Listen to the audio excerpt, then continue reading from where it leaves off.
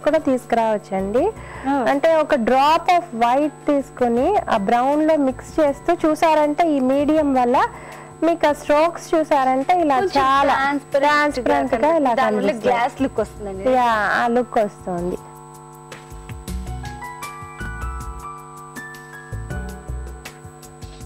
ఇప్పుడు చూసారంటే ఏ ఆబ్జెక్ట్ కైనా రిమ్ కానీ ఒక ప్లేట్ తీసుకున్నా కూడా దానికి ఉన్న చుట్టూ అంచులు అవి పెయింట్ చేయాలి అనుకున్నప్పుడు లైటర్ తీసుకుని ఇక్కడ డెప్త్ కనిపిస్తుంది, లోపల గిన్నె ఎంత లోతు వరకు ఉందో అనేది తెలుస్తుంది.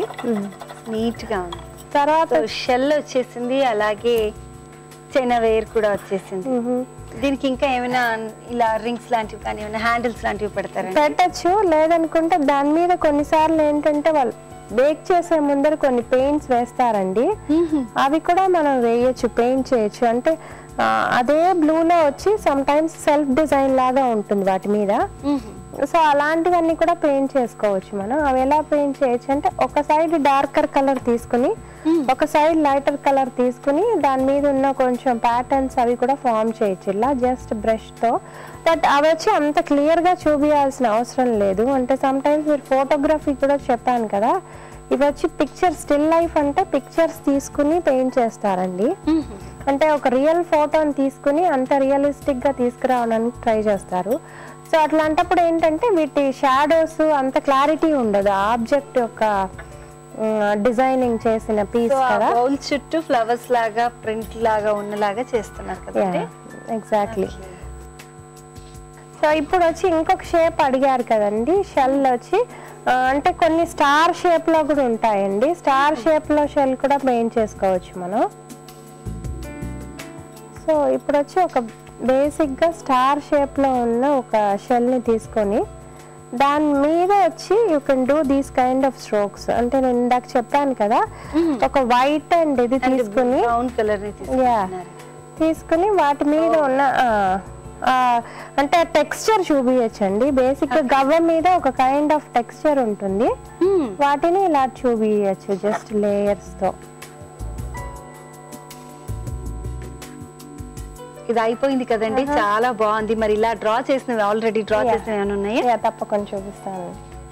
సో ఇది చూసారంటే నేను ఇందాక చూపించినట్లుగా ఈ టెక్నిక్ యూజ్ చేస్తూ సైడ్ లో చేశానండి. ఫస్ట్ బ్రష్ ని మీడియం లో అండ్ బ్రౌన్ లో డార్క్ బ్రౌన్ లో డిప్ చేసుకుని ఈ స్ట్రోక్ ఫస్ట్ చేసుకుని తర్వాత ఇక్కడ ఇన్నర్ బ్లెండింగ్ చేశాను. అండ్ ఇక్కడ కొంచెం లైట్ పింక్ కూడా యూజ్ చేసి బ్లెండ్ చేస్తే ఇక్కడ ఏంటంటే ట్రాన్స్పరెంట్ గా కనిపిస్తుంది. సో నేను ఇది చెప్పాను, మీడియం యూజ్ చేయడం వల్ల ఈ ట్రాన్స్పరెన్సీని తీసుకురావచ్చు మనం.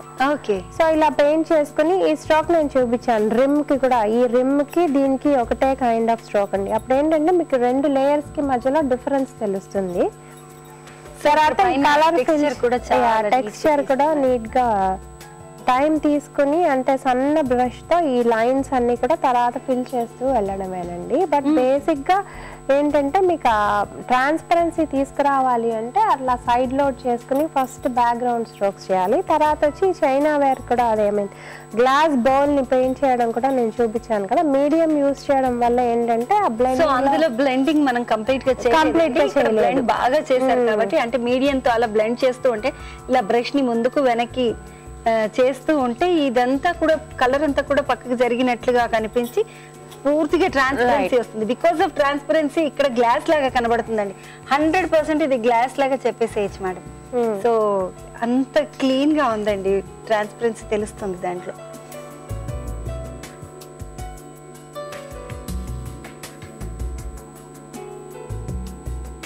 శీలారాజ్ గారు మా సకులందరికీ నిజంగా ఒక మంచి ఐటమ్ పరిచయం చేశారండి. Thank you so much. Welcome అండి. ఓకే సకులు, చూసారు కదా శీలారాజ్ గారు అక్రిలిక్ పెయింట్స్ తో ఎంత చక్కగా షెల్ ని పెయింట్ చేశారో. నిజంగా చాలా బాగుంది కదండి. మరి ఎందుకు ఆలస్యం, వెంటనే ట్రై చేయండి. ఓకేనా? నమస్తే.